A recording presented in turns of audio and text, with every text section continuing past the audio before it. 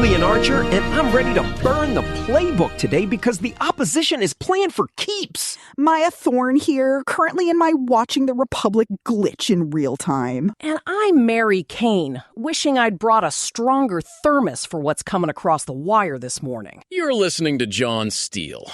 And I'm just trying to keep my blood pressure low enough to actually finish the recording. We've got an action-packed show today, folks.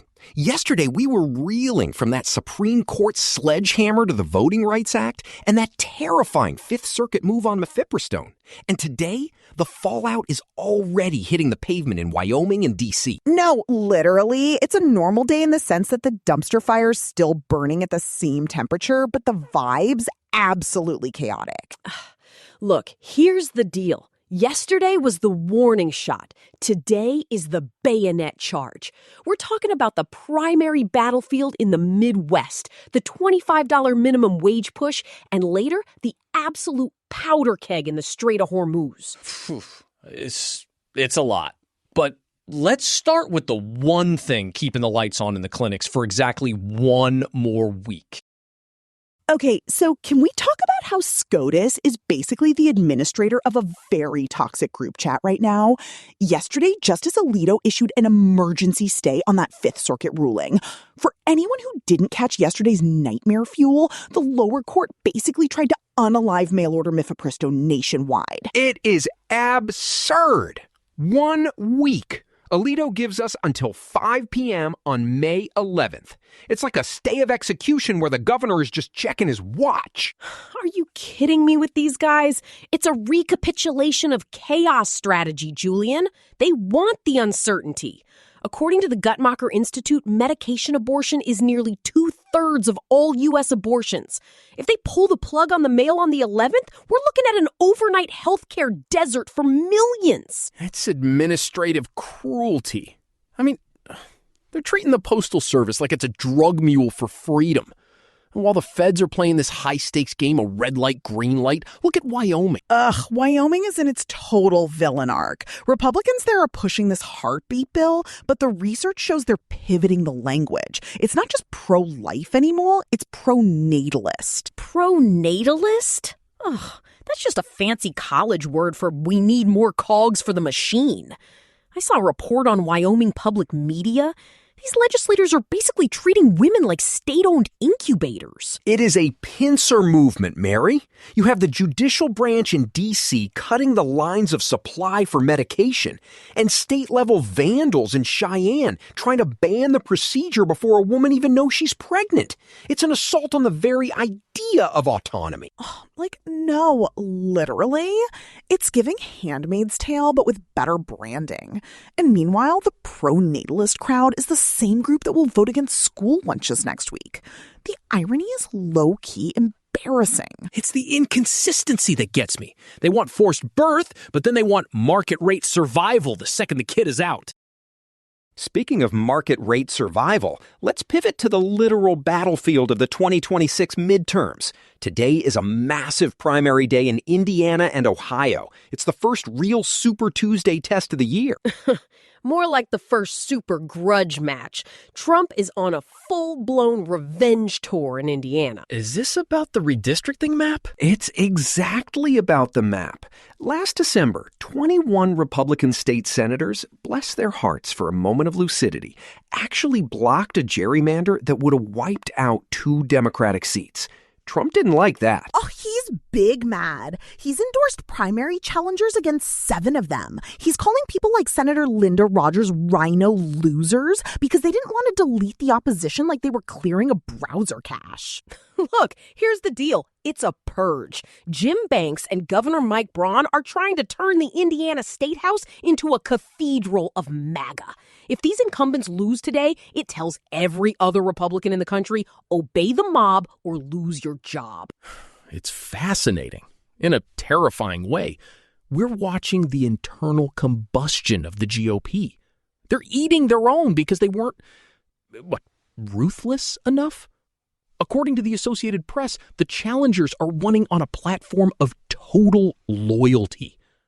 Not to the constituents, mind you, to the brand. And it's not just Indiana. Look at Ohio. Vivek Ramaswamy is trying to pivot from his primary failure to the governor's race. He's treating the state like a tech startup he can strip mine for influence. Ramaswamy is the ultimate NPC energy. He's just a series of pre-programmed talking points and a high-fade haircut. High-key mid. I gotta tell you, Maya, high-key mid is the best description of Vivek I've ever heard. But the stakes are real. If the Trump-backed challengers sweep today, the Democratic Party is facing a much more disciplined, much more radicalized opposition in the fall. Which leads us directly into the war over representation. Because while Indiana is fighting over the maps they didn't draw, the South is busy redrawing maps in ink that's still wet from the tears of the Voting Rights Act. Did you see DeSantis? Yesterday, he signed that 24-4 map in Florida.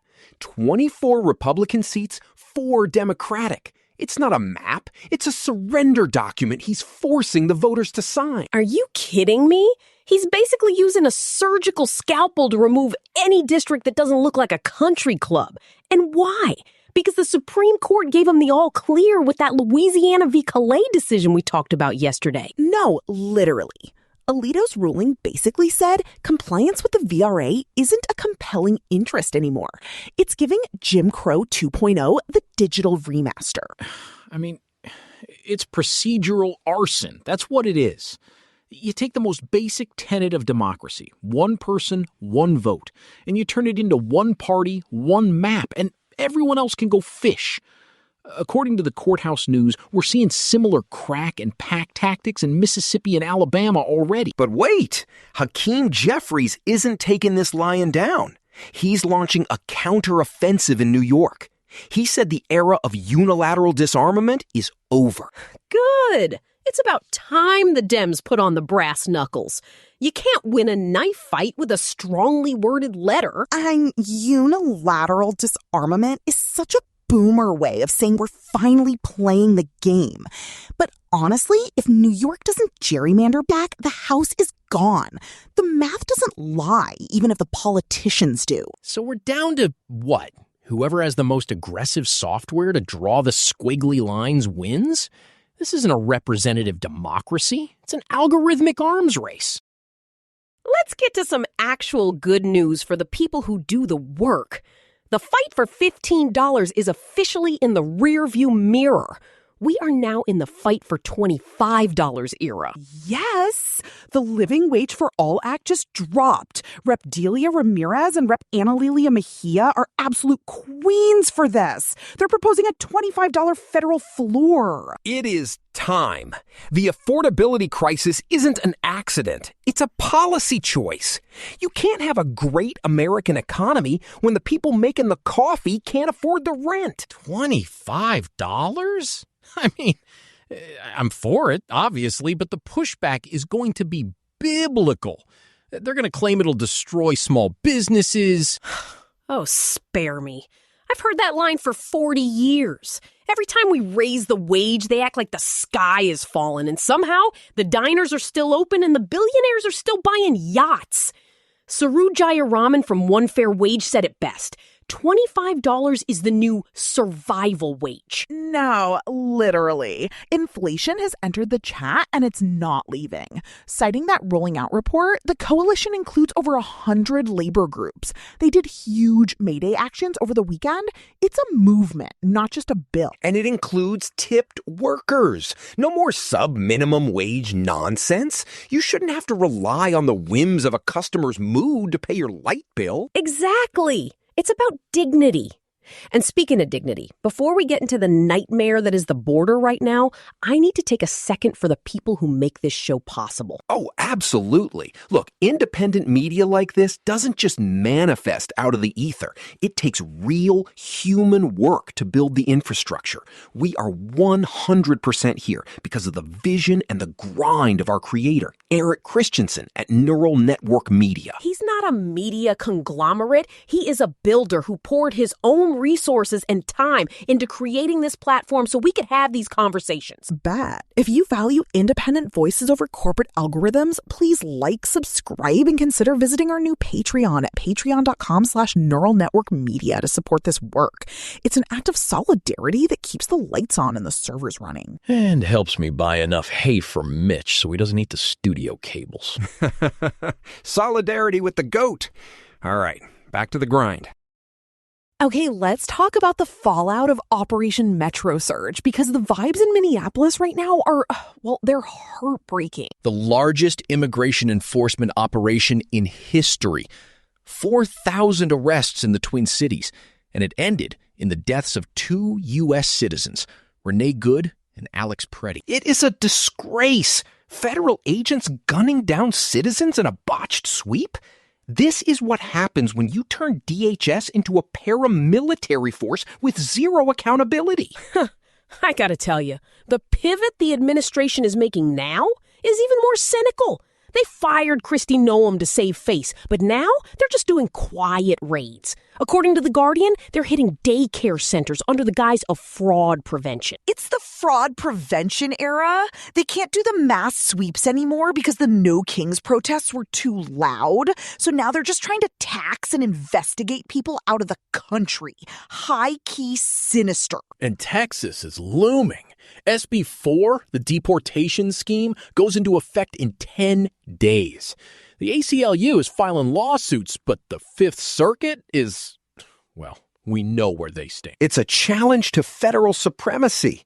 Texas is trying to build its own foreign policy. If every state can just decide who stays and who goes, we don't have a country. We have a collection of fiefdoms. It's the Lake and Riley Act, too. It's turned the detention system into a warehouse model. We're not even pretending to have a legal process anymore. It's just arrest and store. And speaking of arrest and store, how about the secret slush fund in the House? Mary, tell me you saw this. Ugh, are you kidding me?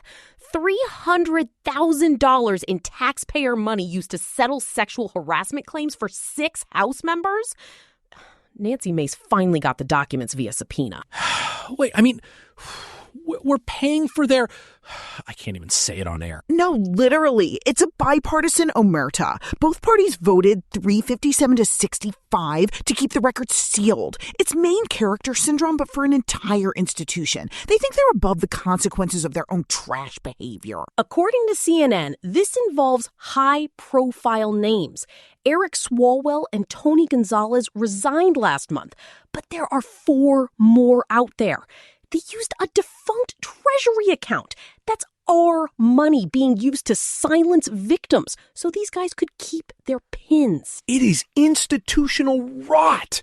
We demand transparency for every school board in the country, but the hallowed halls of Congress get a literal safe for their scandals? Oh, spare me. It's giving corrupt empire vibes. And meanwhile, the Department of Education is busy investigating Smith College. For what? Being a college? For admitting trans women. The administration is claiming it violates the single-sex exception of Title IX. They're basically trying to restore biological reality by force. It's Harmeet Dillon at the DOJ. She's also pushing for single-sex prisons. They are obsessed with genitals while the planet is literally on fire. It's a reconstruction of the American state to fit a 1950s social map. It is a multi-front war, people. They're hitting the civil service with Schedule F to fire anyone who doesn't agree with them. And they're hitting the culture to make sure everyone else is too scared to speak up. All right, before we get to the big one in the Middle East, can we talk about Pennsylvania? Because at least something is moving in the right direction for once. Yeah, let's talk grit. The Prison Industry Enhancement Authority in PA is finally mandating that incarcerated workers get paid local industry rates for private sector jobs. From 23 cents an hour to $15? That's a massive slay. It's actually important. You can't talk about rehabilitation if you're basically running a 19th century plantation system in the basement of a prison. Citing the local reports in Harrisburg, this is the employer model. It gives people a chance to actually have a bank account when they get out. And balcony solar. Don't forget that. States are finally legalizing solar panels for renters. No, literally. My TikTok is full of people in Philly and NYC setting up these plug-and-play kits. It's the energy autonomy era for people who don't own a 50-acre farm like John. Hey, I support it. Anything that makes the power companies cry is a win in my book. But let's be real. Even $15 an hour and a solar panel won't save us if the Strait of Hormuz turns into a lake of fire, as Julian puts it. Which brings us to Project Freedom. And let me tell you, there is nothing free about what is happening in the Gulf right now. Project Freedom. Are you kidding me with this guy? Trump decided to forcibly reopen the Strait of Hormuz, and within 24 hours, the Navy is sinking Iranian fast boats. It's the war room era, but in real life. Iran responded by launching drones at the UAE. An oil facility in Fujairah is literally on fire. According to Al Jazeera, people are being evacuated, and the world's energy supply is basically a game of Jenga right now. I mean, Trump was on Fox News yesterday. He said, and I quote, he's going to blow Iran off the face of the earth if they don't stop. That's not a strategy. That's a toddler with a nuke. It's the maximum pressure vanguard. They're rejecting the Iranian peace proposals, which, let's be honest, were shaky, but they were something, and choosing a kinetic escalation. Citing The Guardian, we have 800 commercial vessels stranded. 800! I gotta tell you, I saw this coming in the 80s. It's the same old playbook. You push until someone snaps, and then you use the snap to justify the slaughter.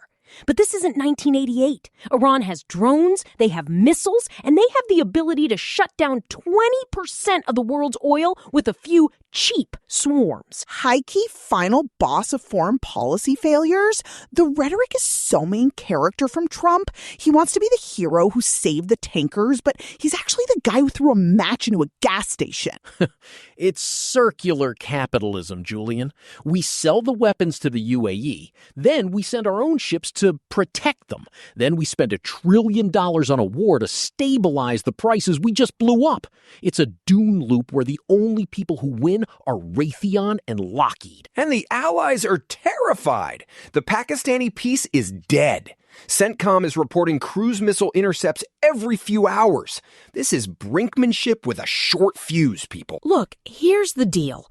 If this turns into a full-scale shooting war, every story we just talked about, the $25 wage, the reproductive rights, the primaries, it all gets buried under the war effort.